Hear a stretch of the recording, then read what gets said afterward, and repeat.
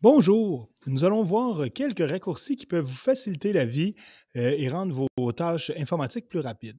Tout d'abord, quand je surligne une partie de texte avec ma souris, je peux faire CTRL-C pour pouvoir copier le texte et le coller ensuite ailleurs. Alors, je vais à un autre endroit dans mon texte et je fais CTRL-V et le texte se copie.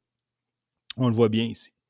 Si j'avais voulu copier mon texte, mais l'effacer aussi de son endroit original, comme pour le déplacer, je peux surligner mon texte. Je fais CTRL-X, ça va couper mon texte et je peux aller le mettre à un autre endroit. Si la dernière action que j'ai faite, je me suis dit « Ah non, je me suis trompé », je peux utiliser le raccourci CTRL-Z. Le truc que j'ai pour me souvenir, c'est CTRL-Z et ça efface la dernière action que j'ai faite.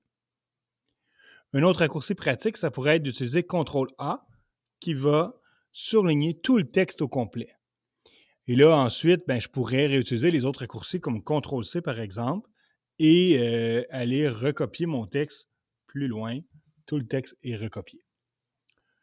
Un autre raccourci intéressant serait le raccourci pour insérer un hyperlien dans un texte.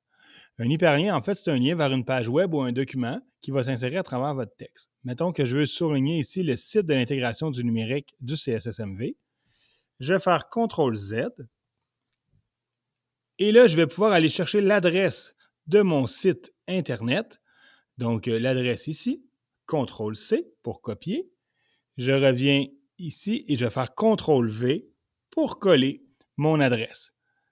Ainsi, maintenant, j'ai une adresse cliquable directement dans mon texte. C'est beaucoup plus joli que d'avoir l'adresse complète là, avec le W, etc.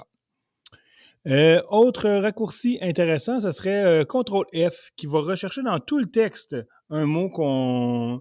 Alors, si je cherche le mot « action », bien là, je vois ici qu'il y a deux résultats pour le mot « action ».